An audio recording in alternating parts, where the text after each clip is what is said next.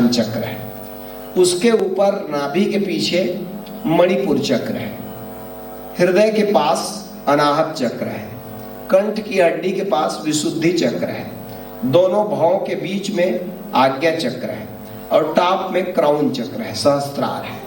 इन्हीं 7 चक्रों से संबंधित जो मार्ग है उनका नाम ही अलग अलग योग है। जैसे मूलाधार से संबंधित जो योग है 7 मौलिक योग है, कर्म योग, तंत्र योग, हठ योग, भक्ति योग, ज्ञान योग, ध्यान योग और सांख्य योग। ये 7 मौलिक योग है, यानी 7 रास्ते हैं जुड़ने के। कोई कर्म के रास्ते से जुड़ सकता है, कोई भोग के रास्ते से जुड़ सकता है, कोई सांस के रास्ते से जुड़ सकता है, कोई प्रेम के रास्ते से जुड़ सकता है, कोई विचार के रास्ते से जुड़ सकता है, कोई अस्मिता के बोध से जुड़ सकता है और कोई सीधा भी उस मार्ग में प्रवेश पा सकता है। सांख्य योग अपने को सीधा जान सकता है। योग की भाषा में जो पतंजलि का योग है उसमें माना जाता है और अनुभव किया है योगियों ने कि हमारे शरीर में 7 चक्र हैं। कौन कौन से चक्र हैं? 7 सेंटर है पावर के। मूलाधार चक्र, रीढ़ की हड्डी आखिरी छोर में जहां रीढ़ की हड्डी मूलाधार चक्र है। कर्म, संकल्प, समाधि, ये उनके मार्ग हैं।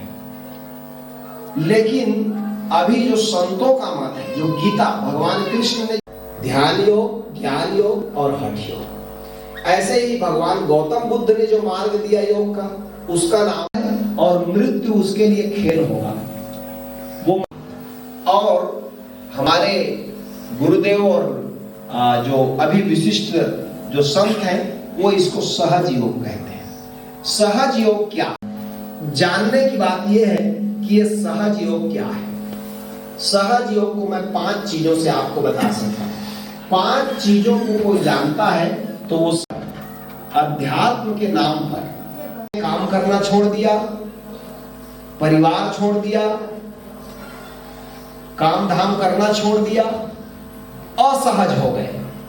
क्या हम सब उनको फॉलो कर सकते हैं?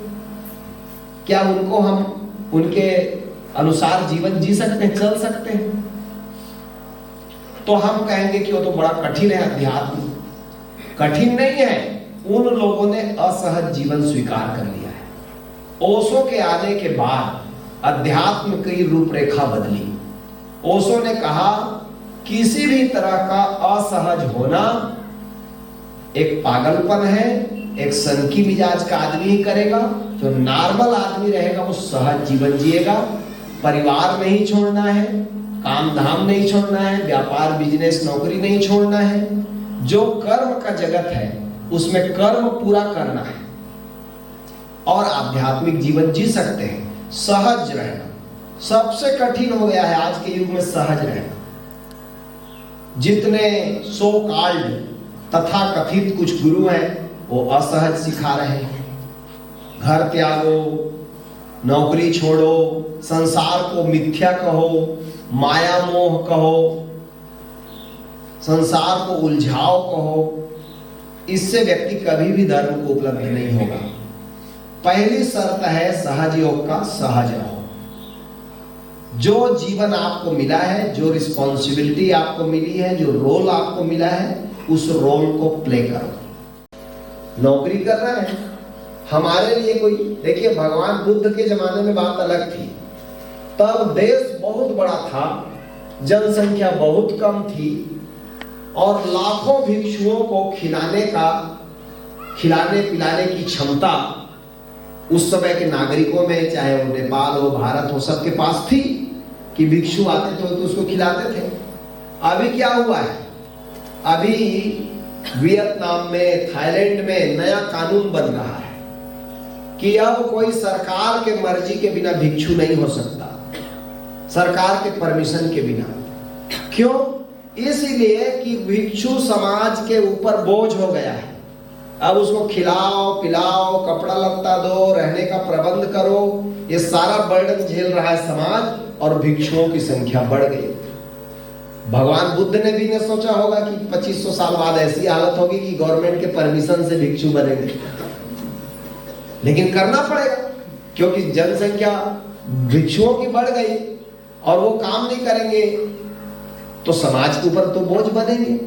तो ओशो ने आकर के सबसे पहला जो बदलाहट किया वो ये था कि अध्यात्म असहज होने का नाम नहीं है, सहज जियो। आप गृहिणी हो तो गृहिणी रहो, आप नौकरी करते हैं तो नौकरी करो, आप बिजनेस करते हैं तो बिजनेस करो। ये सब करते हुए भी आप आध्यात्मिक जीवन जी सकते हैं, जरा भी कठिनाई नहीं है। सुधारक के हमारे समर्थ गुरुधारा के आचार्य हैं और माँ मंजू हमारे आचार्य हैं, हम नेपाल के पूरे समर्थ गुरुधारा के कोऑर्डिनेटर हैं। और सभी मित्रों को जो इस आयोजन के लिए हेल्प किए उन सबको मैं बहुत बहुत धन्यवाद देता हूँ। ओवर टू शिव स्वामी जी जो यहाँ के हमारे कोऑर्डिनेटर हैं।